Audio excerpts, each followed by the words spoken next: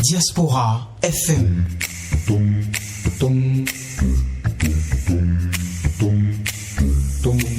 Diaspora FM, en direct de la Fondation Espace Afrique Civre de Glodibi, c'est le pays. Le point 7. Le point 7. Votre émission de décryptage de l'actualité nationale et internationale sur Diaspora FM 102.3. Bonjour à chacun, bonjour à tous et bienvenue à votre émission Point 7. Chaque semaine, chaque vendredi sur Diaspora FM, on est ensemble pour décrypter l'actualité la plus parlante de la semaine aujourd'hui. Vous savez, la semaine dernière, bien sûr, l'Assemblée nationale a eu à connaître du budget général de l'État exercice 2024 en votant, et bien sûr, cette loi des finances qui donne la main à l'État béninois pour pouvoir procéder aux dépenses publiques.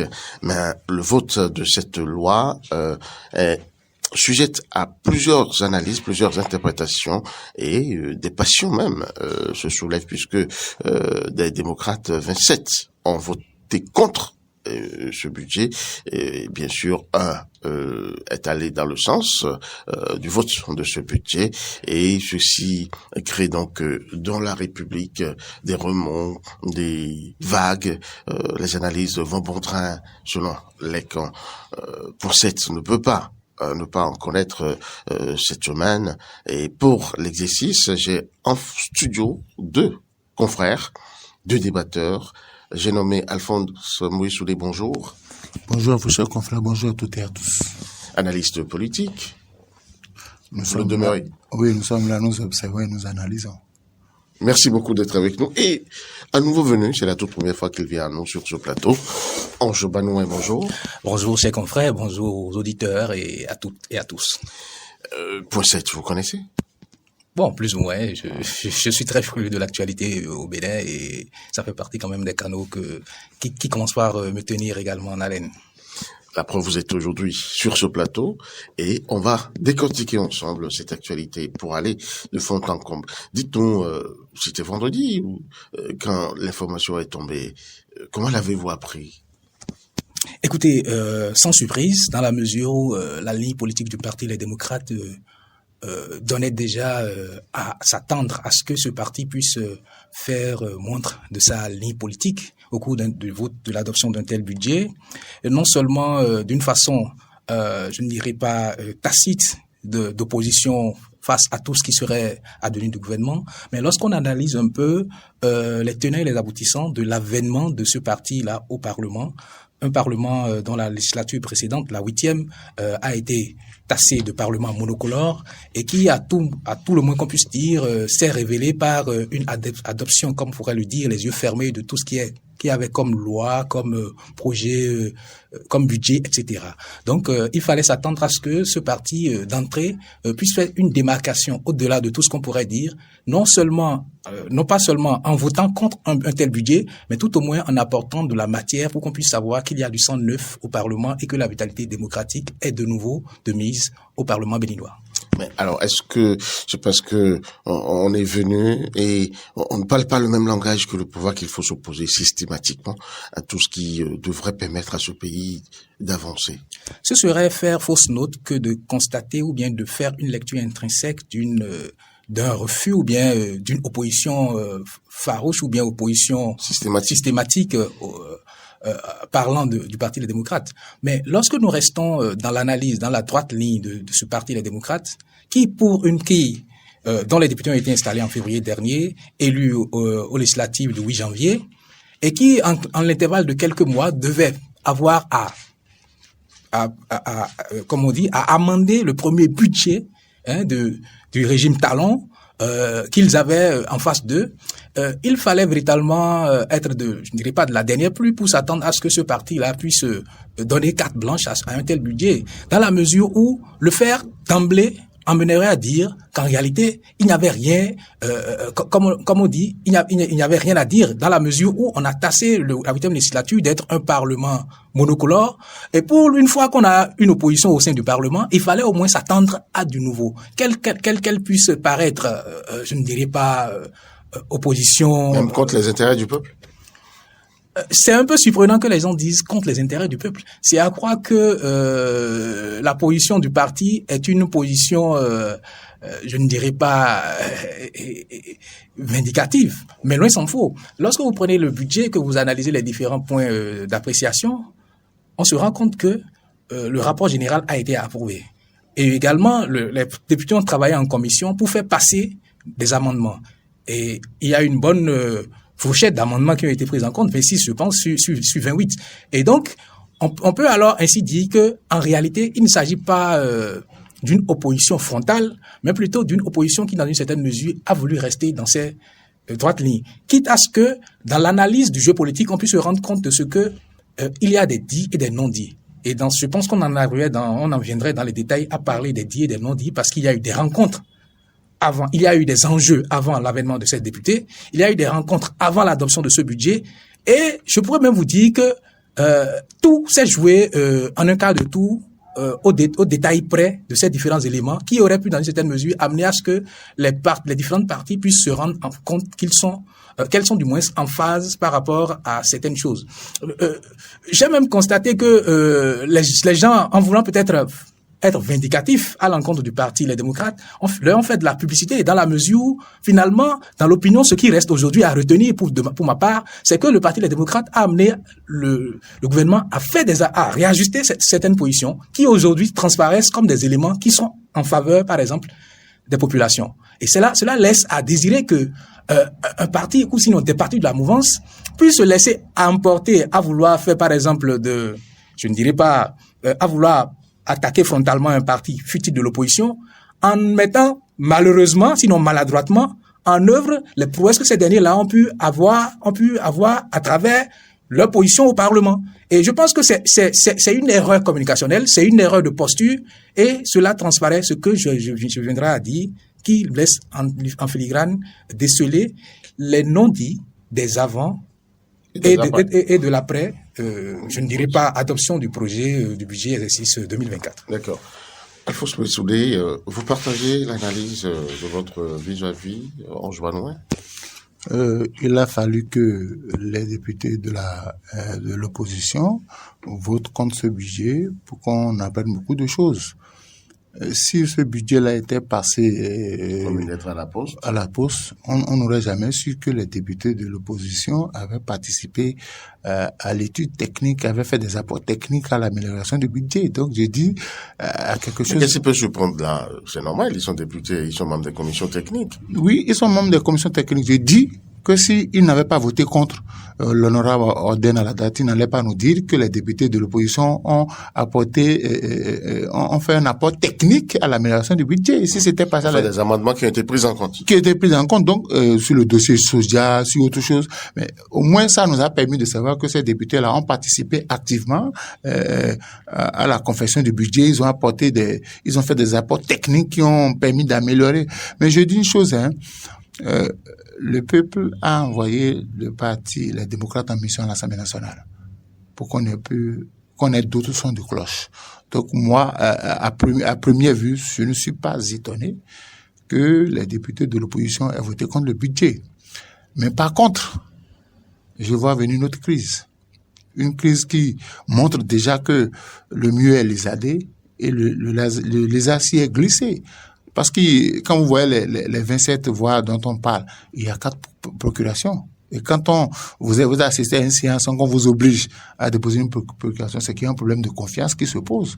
Il y a un problème de confiance qui se pose. Donc déjà, au niveau du parti, les démocrates, il y a que des problèmes se posent. Moi, j'ai dit une chose, le vice-président Léon Basila Rossi a voté pour le budget. Bon, j'ai vu comment on peut analyser ça, Alphonse Messoudé? Est-ce que lui, il fait cavalier seul? Vous savez ce que... Il se désolidarise du groupe? Non, la position dans laquelle il s'est retrouvé, c'est un peu compliqué. Tenir le maillet, diriger les travaux, jusqu'à terme et après voter contre, ça va poser un problème. Quel problème ça peut poser? Je peux ne pas être d'accord avec la séance, la passe de la séance. Est-ce que techniquement, il vous a dit qu'il n'est pas d'accord par rapport à ce qu'il est? Non, c'est une hypothèse. Ok, donc il y a les prises de position techniques, il y a les prises de position politiques. Il y a des plus. A priori, tous les Béninois diront que, mais la plupart des Béninois diront qu'une fois qu'ils ont voté pour l'amélioration du budget, a priori, à la fin, ils devaient voter pour. Mais nous sommes sur un terrain politique. Moi, j'ai lu quelque part que quand ils ont fini de faire les travaux, l'ordre serait venu d'en haut pour qu'on ne donne pas caution au budget.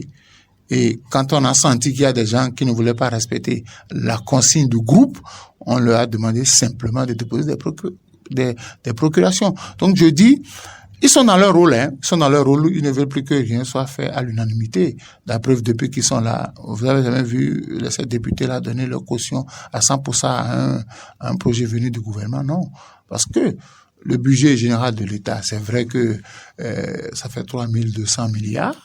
Tous les Béninois diront que le gouvernement talon a doté le Bénin d'un bon budget, mais nous n'avons pas eu... Mais quand même en légère régression par rapport à l'année dernière. Mais oui, ça veut dire pas légère régression ou bien progression. Ça a évolué un peu, ça a évolué. C'était 300 milliards, je crois, l'année dernière. Non, cette année, le budget a connu une progression. Ah bon. Mais moi, je dis, ce n'est pas le chiffre qui m'intéresse, c'est le contenu du budget. Le contenu, qu'est-ce qu'on a mis dedans? Donc, certainement que sur un certain nombre de points, ça me permet de lecture, que sur un certain nombre de points soulevés, les députés de l'opposition n'ont pas eu gain de cause et ils ont préféré ne pas donner leur caution. Ça, c'est une première lecture. Mais quand on va rentrer en profondeur, on verra qu'il y a peut-être d'autres réalités. Moi, j'ai dit, est-ce que on a évalué le budget 2023? Les griffes peuvent se trouver là. Parce que c'est tellement qu'il y a des rubriques qui ont été prévues, qui n'ont pas été exécutées, qui ont été reconduites, et les autres n'étant pas d'accord. Vous savez, parfois, quand vous faites les travaux techniques, vous exprimez votre point de vue que vous trouvez normal et qu'on ne prend pas ça en compte, vous arrivez dans le grand groupe, vous manifestez cela. C'est humain et c'est politique. Donc, aujourd'hui, moi, je dis, tous ceux qui communiquent là, aujourd'hui, qui communiquent autour de ça, font de la publicité. Et au Parti des démocrates. Le code de popularité s'accroît. Ça veut dire qu'ils sont restés droits dans leurs bottes. Maintenant, qu'on ne tire pas aussi trop sur l'honorable Hossi. Il a pris sa position. C'est pourquoi je dis que le mur du Parti des démocrates a commencé par se fissurer. Il faut faire attention parce que quand on demande à des gens de donner des procurations de parti parce qu'on n'a pas confiance en eux, moi, ça commence par me poser un problème. Ça veut dire que si je rallie les quatre là au vice-président qui a dirigé les travaux, ça fait 5 qui s'en va déjà, ça fait 5 députés qui s'en vont déjà de la mouvance qui s'en vont de l'opposition vers la mouvance. Le chef de l'État a besoin de 7 députés de l'opposition pour s'associer à son bloc qui est compact pour la révision de la Constitution. Il faut lire ça parce que la loi des finances c'est donc la révision de la Constitution plane toujours à l'Assemblée nationale. Forcément. Personne n'accepterait qu'on aille au référendum. On a toujours évité ça.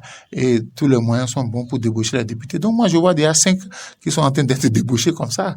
Et là, c'est ça qui explique un peu la rage des populations pour dire mais non, pourquoi ils vont faire ça? Ils veulent trahir le peuple. Donc le peuple les a envoyés en mission, aller jouer à la veille citoyenne, aller jouer au gardien du temple. Ne permettez pas que beaucoup de choses se passent. Mais malheureusement, avec les 5 cas là, ça commence par donner à réfléchir. Ange Manouin, qu'on le veuille ou non, Alphonse Moïse-Soudé nous a glissé sur le terrain politique, ce à quoi vous débattiez tout à l'heure. La lecture politique est nécessaire dans ce comportement. Est-ce que vous portez caution à cette éventualité, cette hypothèse qu'évoque Alphonse Moïse-Soudé, où on a déjà 5 départs au niveau des démocrates? Vous savez, en politique, rien n'est gagné d'avance et rien n'est perdu d'avance. Et les stratèges ont l'habitude de dire que la politique, c'est l'art de l'impossible. C'est-à-dire qu'on rend possible tout ce que tout le monde pourrait penser être impossible. C'est-à-dire que lorsqu'on est à environ 2 ans de la fin d'un chef d'État qui constitutionnellement n'a que 2 mandats et qui a déjà fini le premier mandat, les schémas, sinon le jeu politique prend une autre envergure dans la mesure où la culture africaine du pouvoir fait appel au dauphinat et au pire des cas à une volonté intrinsèque de s'éterniser au pouvoir.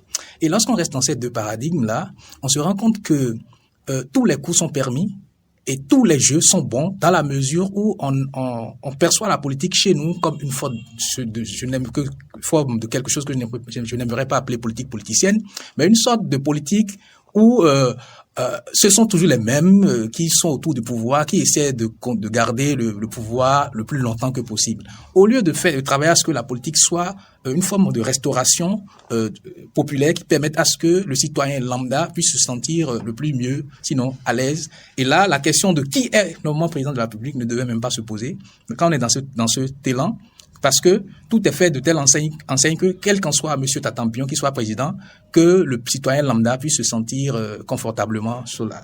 Mais tel n'est pas souvent le cas. Oui, malheureusement. Il y a des paramètres qui entrent en ligne de compte. Vous avez le président de la République qui a quand même des objectifs à atteindre, mais qui se trouve être combattu par l'opposition. Ceci amène forcément des éléments qu'il faut mettre en lumière et qu'il faut mettre en jeu pour pouvoir atteindre ces objectifs-là. D'où la nécessité pour le président de manœuvrer, comme on le dit.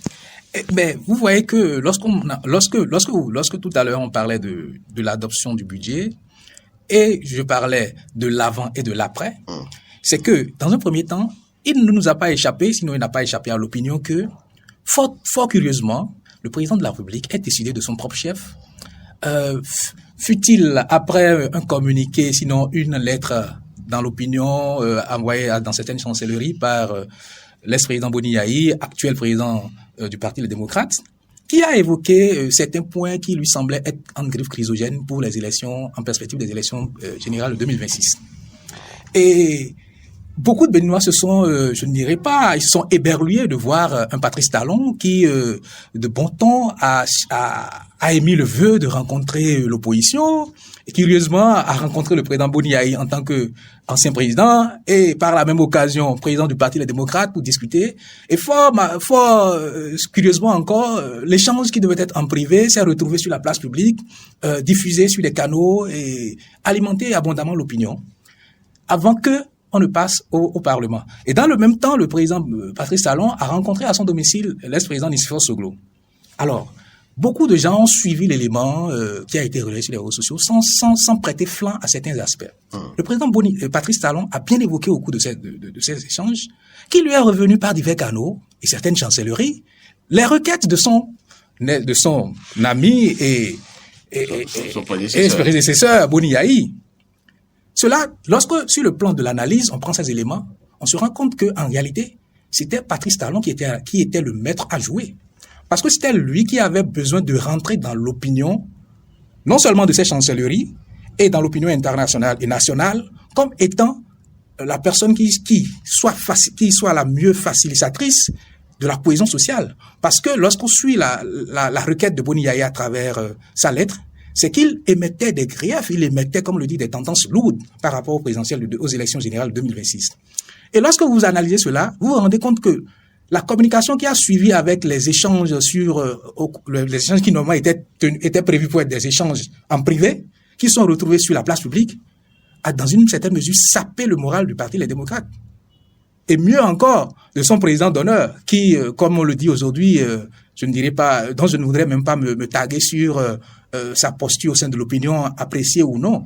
Au cours des échanges. Voilà. Moi, du point de vue de l'analyse, j'ai plutôt observé une bonne opération de communication, une bonne reprise, comme on dit, de la main du pouvoir face à une opposition qui, à travers le changement de main à sa tête, a permis à un Boni Yayi très écouté et très redoutable de pouvoir, à travers un seul communiqué, toucher certaines sensibilités. Quand on sait qu'un chef d'État, à la fin de son second et dernier mandat constitutionnel, est très très suivi, comme du lait sur le feu, par les différents partenaires et par l'opinion nationale et internationale. Et là, lorsque vous voyez, par exemple, quelqu'un comme Patrice Talon, qui s'est toujours voulu être garant de la démocratie, dans une certaine mesure, modèle de gouvernance, de bonne gouvernance, et pourquoi pas d'avoir une certaine aisance au sein de certaines, je ne dirais pas chapelles, on peut se dire que ce qui véritablement a joué après cette rencontre, c'est ce qui aurait pu être déjoué au cours de cette rencontre.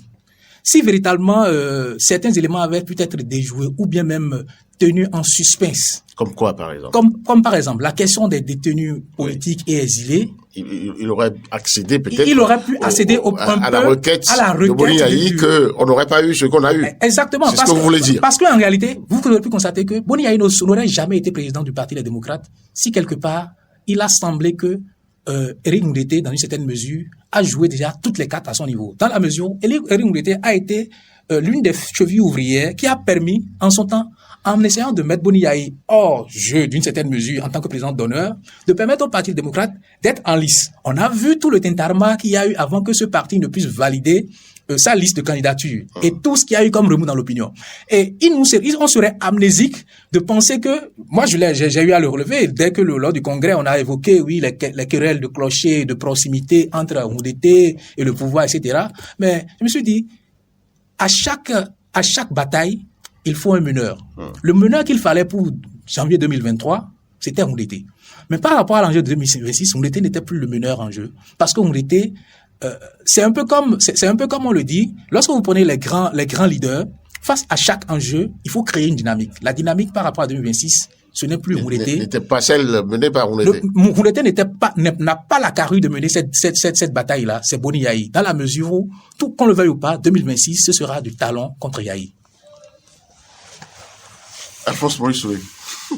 Non, vous êtes d'accord que 2026, alors qu'ils sont déjà partis, ce sera encore eux qui vont dominer le jeu? Non, je crois que j'avais déjà dit dans ce studio-là que ce n'est pas pour rien que Boni Yayi a repris la tête du Parti des démocrates. Il veut peser lourd en 2026. Il va s'opposer à la révision de la Constitution en tant que responsable du parti politique. Malheureusement, il ne siège pas à l'Assemblée nationale et dans le cadre du vote de budget, des consignes ont été données. Vous avez vu que 5 députés ont choisi de ne pas respecter la consigne venue d'en haut. Ça pose déjà un problème. Mais sur le terrain, parce que je dis, au-delà de tout ce qu'on peut reprocher à Boni Yayi, c'est un populiste. Et quand il sort, il draine du monde. Quand il parle, il arrive à conquérir les cœurs. Donc je dis, ça a commencé. Vous savez, l'honorable Ngoulété avait parlé de déloyauté, qu'on lui avait dit que l'émission ne serait pas enregistrée, mais l'émission a été finalement enregistrée, a été diffusée. Ça fait déjà une rage qui ronge le cœur de ces des députés de l'opposition qui avaient des comptes visiblement réglés avec la mouvance. Parce que, bon, moi j'ai constaté que après cette rencontre au palais, je n'ai pas vu un député de la mouvance dire quoi que ce soit. C'est comme si, bon, comme vous été entendu. C'est comme dirait Sarkozy, je les ai tous niqués. Donc le chef de l'État, son équipe ont cru avoir niqué les députés de l'opposition. Ils n'ont pas aimé ça. La preuve, dès que ils sont sortis de là, Éric Ngoulété avait fait un point de presse et dès que l'élément s'est retrouvé sur, comment on appelle, sur les réseaux sociaux, Éric a fait encore une démission avec Takou. Il a dénoncé ça, que c'était pas ça qui était prévu initialement, mais bon, basta, ça a été fait. Donc, il y avait il y avait de la rage dans l'air. Oui, de la rage dans l'air. Donc, ils estiment que on ne peut pas donner notre caution à ce budget-là. Et c'est pour ça qu'on on prend le budget, l'élément important pour la nation, en otage. Non, l'Assemblée nationale, c'est pas un lieu pour les enfants de cœur. C'est le haut lieu de la politique, hein. C'est le haut de la politique. Je vais vous donner un exemple très simple. Quand les gens disent que, bon, ils ont voté pour le rapport général et après, ils ont voté contre. Moi, je vous dis, c'est pas la première fois. Est-ce qu'il y a pas à la 8e, Est-ce qu'il y a pas un hiatus, Alphonse? Non, je vais vous donner un exemple pour dire aux Béninois, je vais vous donner un exemple. Et qu'on rejette l'ensemble. Je vais vous donner un exemple très simple. Oui. Quand on a voulu voter la loi sur l'avortement, vous avez suivi tout le développement du président de l'Assemblée nationale, qui a démontré sa conviction religieuse, qui s'est opposé vertement contre l'avortement. Mais au final, qu'est-ce qu'il a fait? Il a voté pour. Donc, ça peut arriver. Ce n'est pas la première fois que ça arrive. Donc, je dis, il faut pas trop en vouloir aux députés de l'opposition. Ils sont dans leur rôle. ils ont quand même, ils ont contribué. Et j'ai dit, s'ils n'avaient pas voté contre ce budget-là, nous n'aurions jamais su que ces députés de l'opposition-là ont fait des apports de qualité à l'amélioration du qu'on appelle, du budget. C'est parce que ils ont voté contre que, bon, les gens de la mouvance sont sortis sur plusieurs plateaux pour dire, pourtant, ils ont contribué à l'amélioration du budget, ils ont parlé du soja, patati patata, mais pourquoi à la fin ils votent contre? Au moins, ça nous a permis de savoir que les députés de l'opposition ne sont pas restés les bras croisés face à l'étude du budget. Ils ont travaillé, et moi je les remercie. Le reste, on laisse le temps faire. Mais Boni Yayi reste et restera incontournable pour 2026, parce que si on commet l'erreur de faire la révision de la Constitution, certainement qu'il reviendra sur la scène politique et il est candidatable. Il va se retrouver encore en face du Patrice Talon, mais on ne revisait pas les consignes de Boni Yayi. Vous avez vu la dernière fois qu'on appelle pour les législatives, si Boni Yayi il devait faire un meeting à Cotonou, à Semé et à Porto Novo, au dernier moment ça a été annulé. Si Boni Yayi était descendu à Cotonou, à Porto Novo et à Semé, vous avez vu la rase, vous savez ce qui va se passer, ils vont tout raser. Donc, connaissant le degré de nuisance de Boni Yayi à chaque sortie, on a dit attention, il faut qu'on arrête ce monsieur-là. Donc, en matière de mobilisation de la foule, moi je ne crains rien. Donc, on a commencé déjà à préparer 2026. Et c'est le budget de 2024. Et tout ce qui est dedans, est-ce que ça arrange vraiment le peuple? Est-ce que, bon, on a parlé de soja, on a parlé d'autres choses, mais est-ce que le gros lot là arrange le peuple? Donc, peut-être après étude, après apport technique, ils ont vu que, bon, il y a encore des aspects sur lesquels il ne faut pas donner sa caution morale. Maintenant, l'autre réalité est que vous pouvez donner des consignes. Les gens ne sont pas obligés, en tant que chef de parti, en tant que membre de votre parti, ils ne sont pas obligés de respecter les consignes. Par contre, ceux de la mouvance, ils sont tenus de respecter les consignes.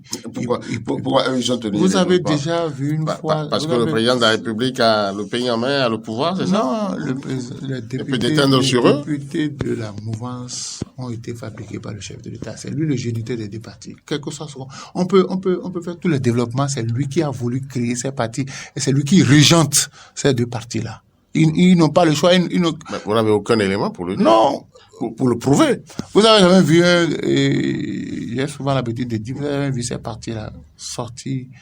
Pour eux, tout le monde est beau, tout le monde est content. C'est-à-dire que chaque fois, on applaudit, quoi. On n'a pas l'esprit critique. On ne veut pas critiquer pour améliorer. On accepte ce qui vient parce que c'est parole d'évangile. C'est clair, ils peuvent pas, je ne les vois pas en train d'aller contre quelque chose proposé par le gouvernement. Ça leur sera très difficile, très difficile. Alors, Alphonse Maurice Soulé, je reste avec vous. Vous parlez de Boni Yayi qui demeure incontournable. Mais il y a un Patrice Talon qui, quand même, lui aussi, reste incontournable. Alors, quand deux éléphants se battent, c'est quand même les zèbres qui en souffrent.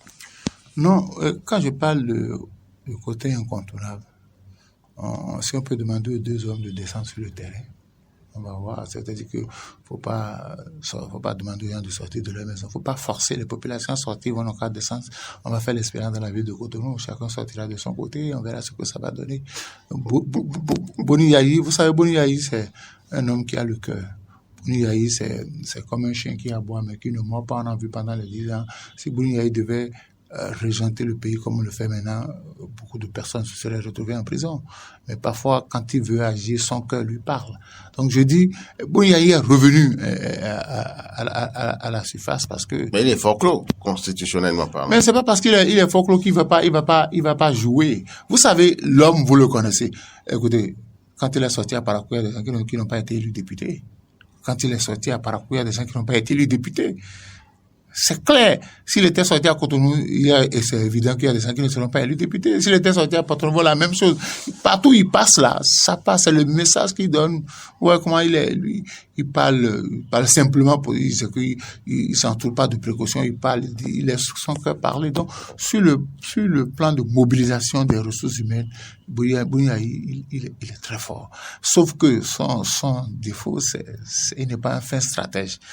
Quand il s'agira de désigner, je l'ai dit ici une fois, il a voulu désigner qu'on appelle Lionel Zissou, ça fait flop. Il a voulu désigner, il a imposé pratiquement Madougou comme candidate des démocrates, ça fait flop.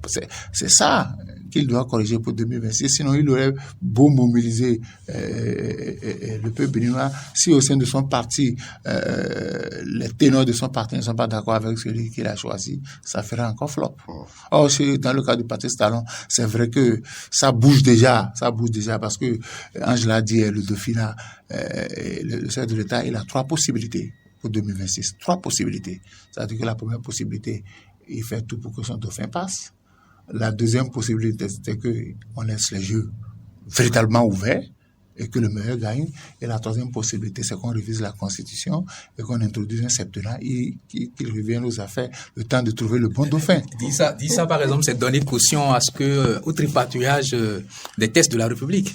Et je pense que parfois aussi... Vous voyez quelle hypothèse parmi les 3 prospérer? Parmi les 3 hypothèses, il y a une hypothèse qui est légitime.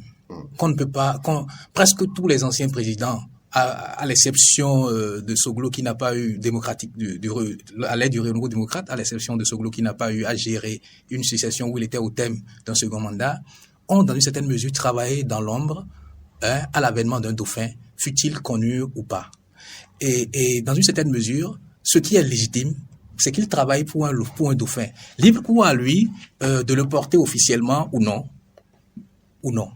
Et l'autre chose, la plus simple et la plus souhaitée de tous, c'est que constitutionnellement, nous sommes au thème de 2 mandats constitutionnels et il faut passer la main et laisser le jeu politique se jouer de la manière la plus, je ne dirais pas légitime, légale que possible. Et je pense que c'est à cette requête, sinon à cette tentative au sein de l'opinion que le président Patrice Talon s'est accordé en faisant montre officiellement d'une ouverture à l'audit du fichier électoral.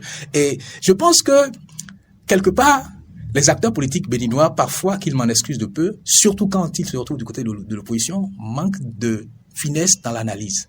Parce que la caution de Patrice Talon aujourd'hui prend date de ce que il est prêt à avoir un jeu ouvert, équilibré, transparent.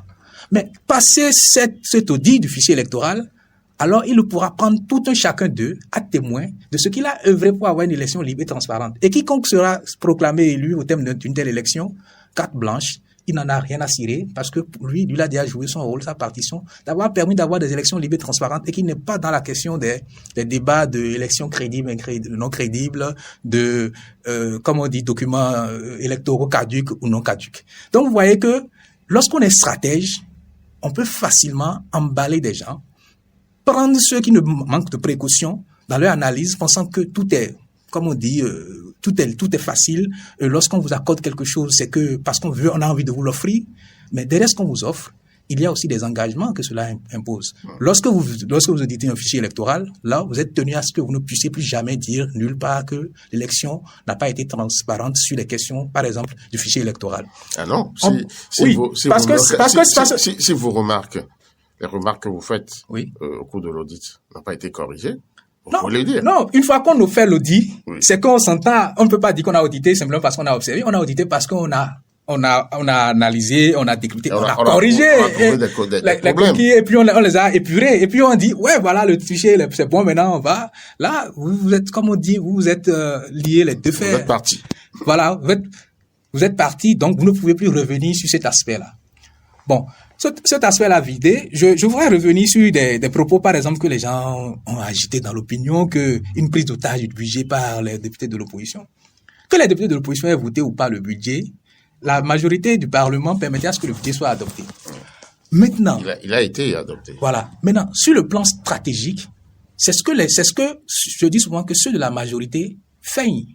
C'est que, en dépit de tous les pouvoirs qu'on peut donner à un chef de l'État, sous nos cieux, et mieux au Bénin, c'est que nous avons une quote-part du budget qui fait partie des éléments d'appui des partenaires techniques et financiers, dont ces derniers ne libèrent qu'en fonction du degré de démocratie, parce que faisant office, je ne dirais pas de précurseur ou bien de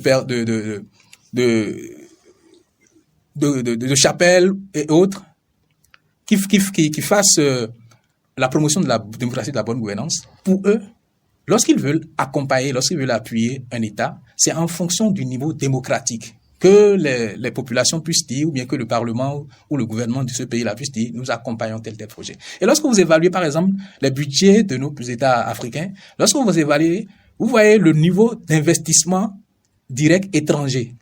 Et même à l'avènement de Emmanuel Macron au Bénin ici, Patrice Talon l'avait évoqué que la plupart des projets financés par la France étaient des projets financés directement et qu'il attendait, par exemple, des financements des entreprises privées. C'est-à-dire que, ces États ne tablent que sur le niveau d'engagement démocratique. Et quand on prend un parlement comme le Bénin, où vous vous rendez compte que le budget a été approuvé que par des députés de la mouvance, tout bailleur qui voudra investir, qui voudra mettre ses sous par rapport à certains projets sera regardant.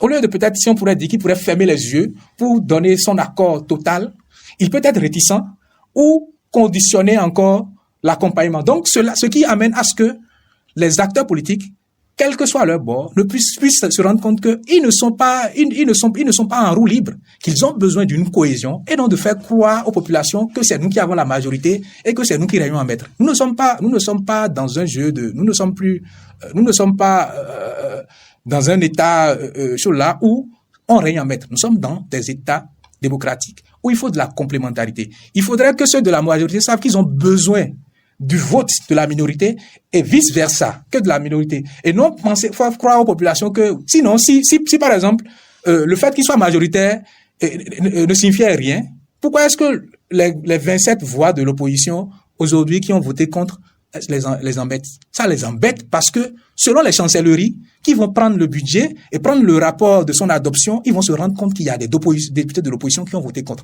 Alors, si sur le plan technique, le budget a été adopté, ça veut dire que sur le plan politique, il se pose un problème. Il se pose un problème sur le plan politique qui déjà a fait en griffe amener le chef de l'État à rencontrer l'opposition avant l'adoption du budget et un ancien président. Et qu'il vous souvienne également que déjà en 2022, Patrice Talon avait émis, suite au lendemain des présidentielles 2021, la mise en place d'un cadre de concertation de l'ancien chef d'État. C'était pour pouvoir déjouer des crises. Ça veut dire que nous ne sommes pas encore sortis de l'auberge. Il y a toujours des crises qui sont sous-jacentes et qu'il faut éviter de souffler sur le feu. Et le dernier aspect, c'est la question du règlement quand on dit la consigne vient d'en haut. Moi, je dis que c'est l'hôpital qui se moque de la charité. Vous avez déjà vu un député de la mouvance qui a voté contre une loi adoptée ou bien proposée par des députés ou bien par le gouvernement? Je ne vois pas. Je n'ai pas encore vu, peut-être qu'on me saute des cas où j'ai vu un député même s'abstenir. Alors que, avec la relecture de la charte du règlement intérieur de l'Assemblée, il y a des dispositions qui ont été introduites. Là, vous défendez les démocrates. Je ne défends pas les démocrates. Je parle en tant qu'analyste, en tant que technicien. Lorsque vous prenez le règlement intérieur, vous vous rendez compte qu'aujourd'hui, nous n'avons plus de députés quasiment qui soient... nous n'avons autant de groupes parlementaires que de partis à l'Assemblée. Et si vous êtes un député non inscrit, c'est-à-dire quoi, si le jour où vous démarquez de la position de votre parti, normalement vous devenez un député non inscrit et vous ne pouvez plus bénéficier des avantages ou de la prise de position en tant que membre de votre groupe parlementaire. Et que ces mêmes députés-là qui ont introduit ces genres de dispositions, qui les ont adoptées et sur lesquelles, la base desquelles ils sont élus au Parlement, qu'ils en viennent maintenant à cautionner que des gens ne reçoivent pas d'ordre. Quel est le parti qui vote au Parlement sans avoir fait état de l'adoption ou non d'une loi par la hiérarchie du parti qui est peut-être portée par le groupe parlementaire? Et normalement, c'est à eux normalement d'appeler les députés de l'opposition qui ont voulu voter contre, de les sanctionner, dans la mesure où, si on reste dans la logique du groupe parlementaire et du mécanisme d'adoption, c'est qu'on ne devait normalement pas avoir un seul député d'un camp qui va désister. S'il désiste de l'adoption du vote, c'est qu'il ne se retrouve plus dans la ligne de conduite de son parti. Et il faudrait que il faut pas que les gens pensent qu'ils vont nous voter des tests et nous, on est des ignares, on les applaudit. Non. C'est bien dit dedans, dans le règlement intérieur. Tout est dedans. Aujourd'hui, si vous êtes un député, pourquoi est-ce que ça a été fait comme ça? Ça a été fait comme ça parce que les gens veulent qu'il y ait un jeu clair au Parlement. On ne veut plus avoir des députés de la gauche, tantôt à gauche, tantôt à droite. Si vous êtes d'un bord, vous êtes d'un bord. Si votre bord décide d'adopter, il adopte. Si votre bord décide de ne pas être pour, il n'est pas pour. Vous ne pouvez pas vous retrouver. Du moment où vous quittez la logique de votre groupe parlementaire, c'est que vous vous retrouvez comme un député non inscrit. Et là, c'est avec tout ce qui va avec. Mais là, le député Léon Basile Rossi ne l'a pas fait. Mais il l'aura pas fait. Il est toujours inscrit aujourd'hui. Exactement. Il a été ému par les circonstances du moment. Qu'il m'en excuse de peu. Et je ne dois même pas m'en excuser. Parce que c'est aussi ça le jeu politique. Lorsque du jour au lendemain, en tant que deuxième vice-président, vous vous retrouvez à la tête du perchoir pour conduire, vous voyez tout ce que ça peut faire, ça peut créer. Ça veut dire que, on dit tout homme qu'est-ce que ça peut créer? Homme est corruptible. Il a été grisé. Tout homme est corruptible. Il faut en trouver les moyens. Si vous n'êtes pas corruptible par l'argent, on peut vous corrompre par vos émotions. On peut vous corrompre par vos émotions. Et dans la grande démocratie, on ne fait pas fléchir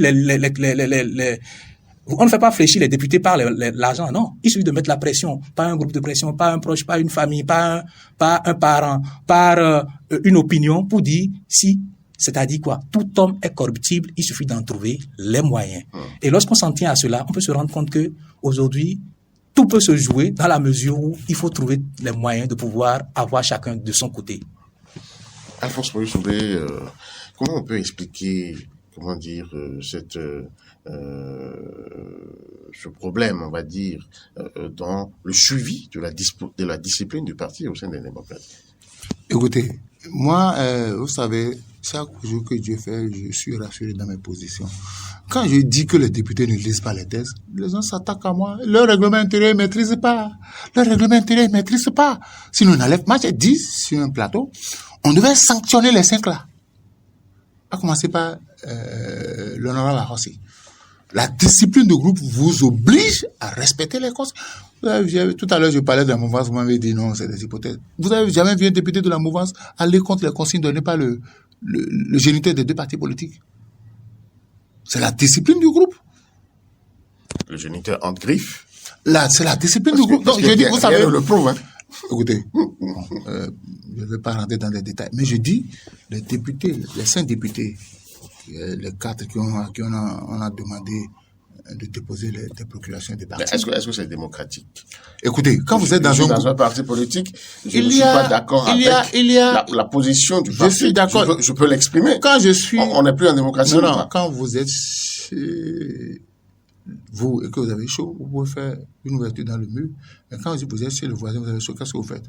Vous rentrez chez vous. Vous sortez tranquillement. Quand vous êtes dans un groupe parlementaire, dans un parti, que vos convictions ne racontent plus l'idéologie du parti, monsieur, prenez la porte. Mais je peux demander qu'on ouvre la porte. Si le propriétaire de maison y accède. Je dis, le vote des députés, on doit pouvoir dire, le parti devait se retrouver rapidement pour convoquer les 28 députés pour dire, qu'est-ce qui se passe?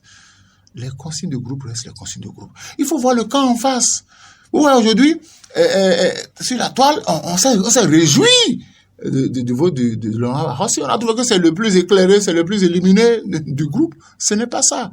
C'est le plus en contradiction avec les tests. Et je dis, c'est grave. Vous savez, moi, au fur et à mesure qu'on évolue dans les analyses, je vais vous dire une lecture simple. Vous savez pourquoi les députés, peut-être, je peux me tromper, vous savez qu'il est dit que le chef de l'État peut négocier des accords de prêt au nom de l'État béninois et rendre compte 90 jours après. Ça va se trouver dans le budget. C'est tellement qu'ils ne sont pas d'accord avec ça. Parce que si vous avez déjà fait les prêts et que l'argent est déjà arrivé, vous venez nous rendre compte, ça aura quel effet?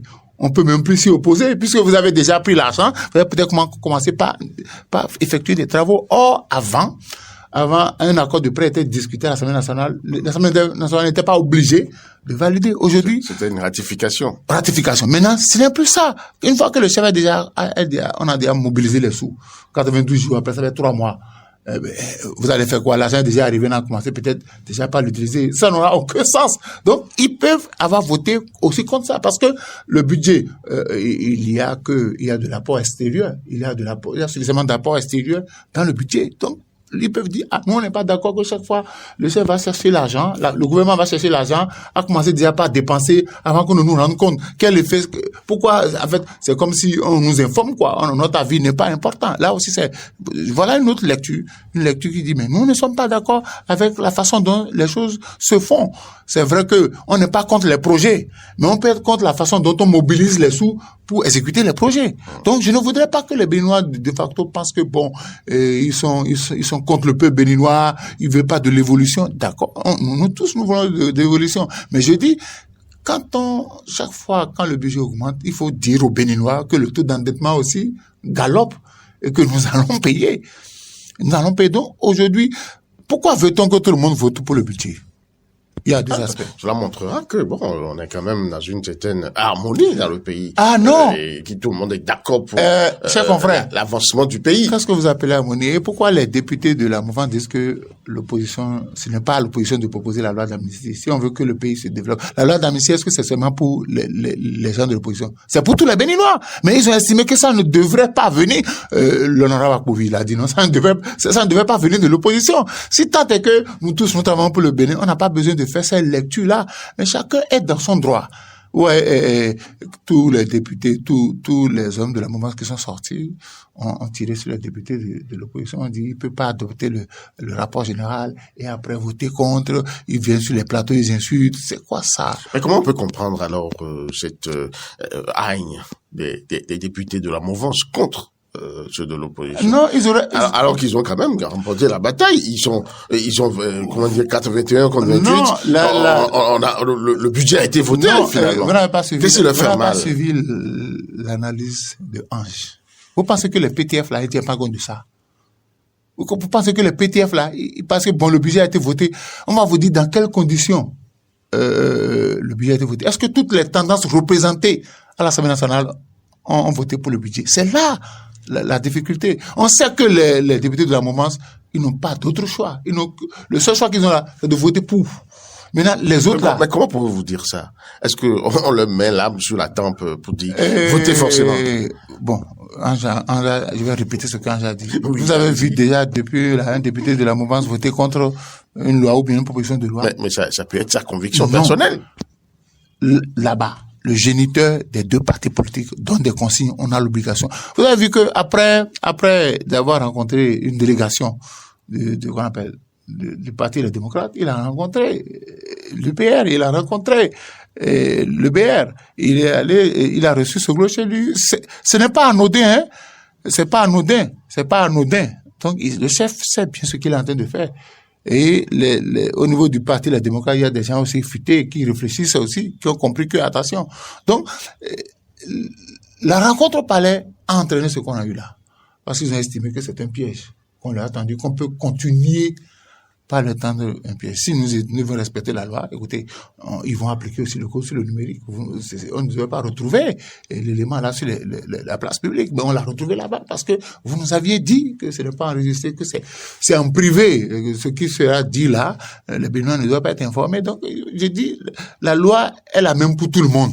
Donc, les députés de l'opposition ont voulu prendre leur revanche pour dire, mais à ces gens-là, il faut qu'on fasse attention. Dans tout ce qu'ils le font, ils ne sont pas des enfants de cœur. Donc, je dis, on ne peut pas leur en vouloir. Et je voudrais que la mouvance cesse de faire de la publicité pour les autres. Parce que vous faites d'eux des héros. Ils ont déjoué vos pièges.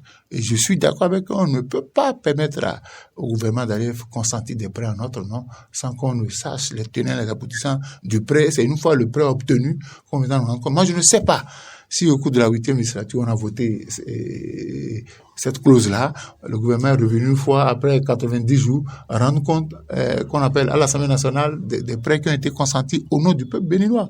Donc voilà des éléments. Il y a des questions orales qui sont souvent posées, peut-être que par ce biais, ils apportent la réponse qu'il faut.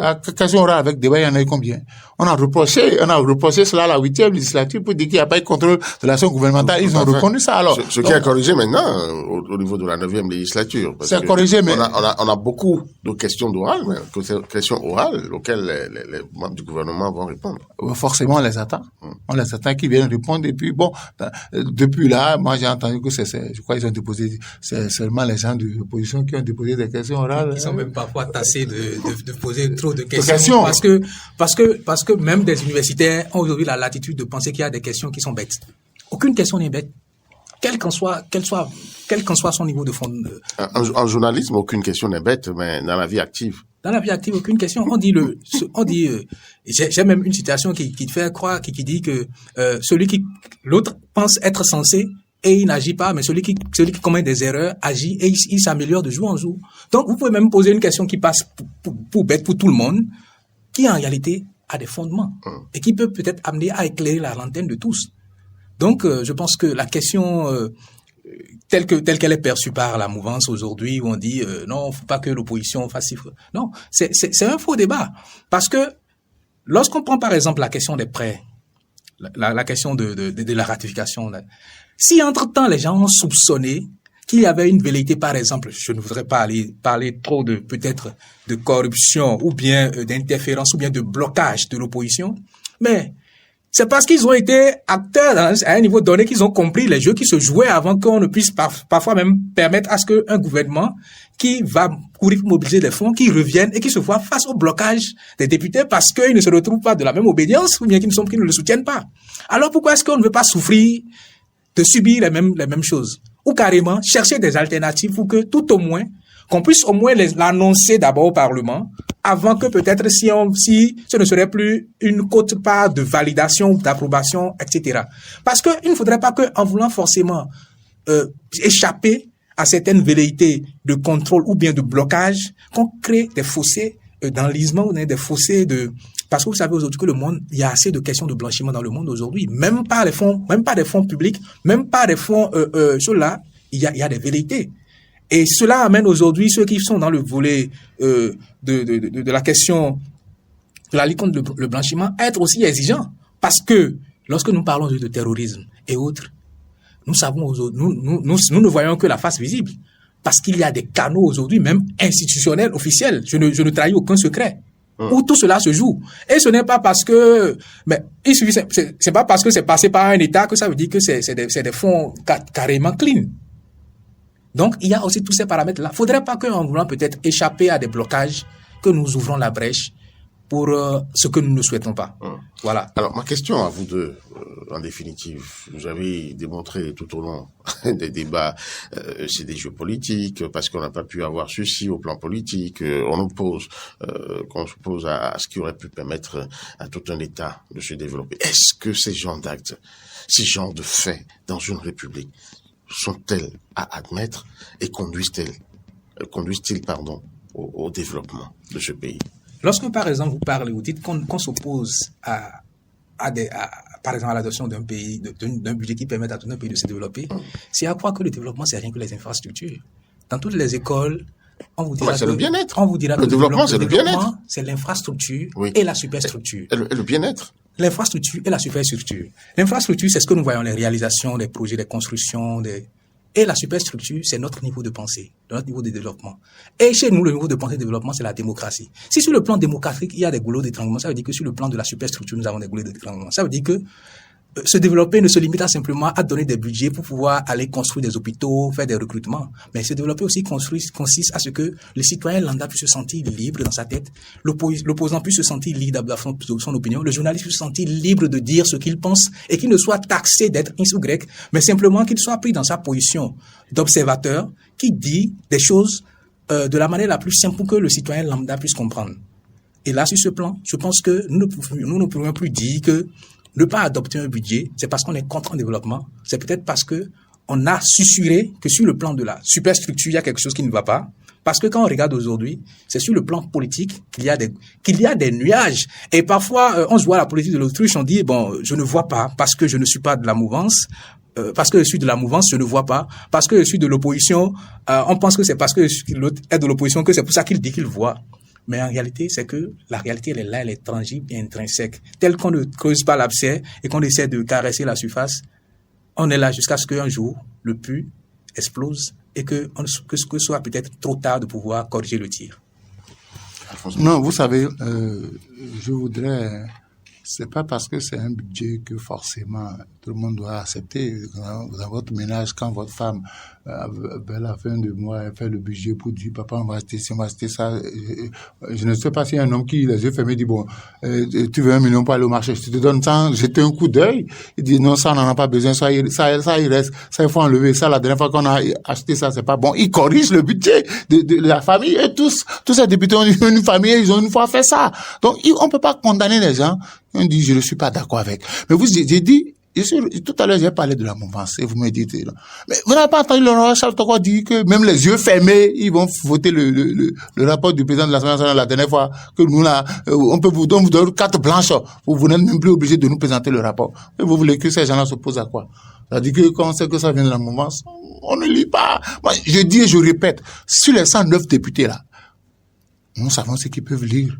et comprendre un document. Donc, ce n'est pas parce qu'on a voté contre un budget qu'on est contre les projets de développement. Est-ce que les projets de développement prévus dans les budgets antérieurs sont arrivés à terme? Chaque fois, je dis, mais les marchés sont là. Les marchés sont là. Depuis qu'on a commencé les marchés, on n'a pas fini. Quel marché on a déjà, qui est déjà fonctionnel? Moi, je passe devant 2 marchés au moins chaque jour. On avait appris quand même que ces marchés seront descendez sur le terrain. Seront inaugurés dans ce mois de décembre. Ils ont annoncé quand même qu'il y a quelques aspects qui n'étaient pas pris en compte qu'ils doivent intégrer pour que. Écoutez, je suis d'accord. Donc je dis, ça fait peut-être partie des on dit, mais, quand vous étiez en train d'évaluer, on a évalué, c'est pas, je crois que c'est depuis on a commencé les marchés depuis 2020 ou 2021, mais 2022, on n'a pas fini. Et puis les pauvres dames qui doivent rejoindre les marchés et faire leurs activités il y a d'autres qui sont en attente. Donc je dis, c'est pas parce qu'on a dit un budget de 3 milliards 200 que forcément tout le monde doit donner sa caution. Il faut aller voir de très près, de très près. Il y a forcément des choses, au-delà des raisons politiques que nous avançons, il y a forcément peut-être des raisons techniques qui ont amené les députés de l'opposition. Mais je crois il faut qu'on arrête à les vilipender, qu'il faut qu'on arrête parce que en faisant ça, la mouvance de juin jour montre que ces députés de l'opposition apportent un plus à la démocratisation de l'Assemblée nationale. Et je dis, on peut être de la mouvance et faire des critiques constructives. Mais je refuse qu'on soit de la mouvance, qu'on ne veuille pas avoir l'esprit critique, qu'on accepte tout. Parce que demain, on va se rendre compte que, mais écoutez, nous avons tous été coupables. Donc, quand le peuple vous a élu, le peuple ne vous a pas élu pour aller donner chaque fois carton et carte blanche au gouvernement. Le peuple veut que vous voyez de très près ce qu'on veut faire sur le terrain. Parce que quand on parle de projet de développement, les gens parlent de route, les gens parlent de projet d'école, je suis d'accord. Mais si la façon de mobiliser les sous n'est pas convaincante, souffrez que les gens vous disent non, on n'est pas d'accord. On n'est pas d'accord. Parce que, qu'est-ce qui se passe? Quand le budget a été voté, combien de personnes suivent l'évolution du budget? Combien de députés? Ça, c'est un défaut. Combien de députés vont suivre l'évolution du budget? On attend peut-être quand on va demander à rallonge de budget, ils vont dire bon, une loi collectif budgétaire. On va dire il y a collectif budgétaire, c'est là qu'on va dire vous étiez où? C'est ça la réalité. On a voté, on attend peut-être décembre ou novembre 2024 pour voter le budget 2025. Il faudrait que désormais, et je crois que l'opposition a ce rôle à jouer, suivre sur le terrain la mise en place des projets proposés aux populations. C'est vrai que chaque député est content parce qu'on a prévu réaliser dans sa zone X ou Y, il est content. J'ai vu des gens parler pour dire au moins chez moi, ils n'ont qu'à suivre jusqu'au terrain. Est-ce qu'on peut continuer juste à parler comme ça en plein 21e siècle, alors qu'ils n'ont même pas un mandat impératif? Parce que moi, il faut qu'on ait le courage de le dire. J'ai eu à en faire cas dans un de mes ouvrages en parlant de la question, quand on parle souvent de budget social. Les pays qui sont développés ne sont pas développés parce qu'ils ont fait le social par personne interposée. Ce que nous faisons comme on dit, solidarité mécanique, parce que c'est mon cousin, c'est mon frère, non. Mais parce qu'ils ont mis en place une structure qui permet à ce que l'enfant pourvu qu'il soit enregistré dans les registres d'état civil du pays, bénéficie de sa naissance, à son âge, à sa maturité, des questions de santé, d'éducation et de scolarité. Comment on fait? Il faut qu'on lève les questions qu'on s'acoquine sur les questions de on construit dans mon village. Mais si on construit dans votre village et que vous pensez que vous pouvez avoir un gain politique parce qu'on a construit dans votre village pour vous faire réélire et que c'est ça qui vous fait jubiler, là, on est en train d'aller dans le décor. Parce que quand on analyse bien, c'est un peu la lecture qu'on fait. On ne fait pas la lecture parce qu'on se dit que, on se rend compte que, même sans que je ne sois, je ne veux pas appeler le nom que tout le monde dit, de Banikwara, on a parlé de Waké et consorts, que dans mon suivi en tant que parlementaire, que je puisse faire pour que, si on a prévu 5 actions de réalisation d'infrastructures pour le pays, pour une année, donné, qu'on puisse répartir ça pour que toutes les régions puissent en bénéficier. Et non parce que moi je suis de telle localité, parce qu'on a prévu des infrastructures pour ma localité, que je dise que non, parce qu'on a prévu pour ma localité, on doit voter. Non. Ça, on ne forme plus l'État-nation. D'accord. Parce que nous avons les États chez nous, parce que imposés en griffe d'une manière ou d'une autre par le colon, mais nous n'avons pas encore la nation. La nation se construit en faisant de telles enseignes que tout le monde puisse se sentir appartenir à l'État et non se sentir appartenir à l'État parce qu'on fait des développements dans sa localité à lui seul. Merci beaucoup. Merci, chers confrères. Merci, chers débatteurs. Ange Manouin, journaliste, écrivain, analyste politique. Il était sur ce plateau avec Alphonse Moïtsoudé, qui, également analyste politique, et bien sûr, était venu nous éclairer, nous abreuver, et bien sûr, de leurs analyses. Merci à chacun et à tous d'avoir été avec nous. C'était Point 7 de cette semaine. Le Point 7. Le Point 7. Votre émission de décryptage de l'actualité nationale et internationale sur Diaspora FM 102.3. Diaspora FM.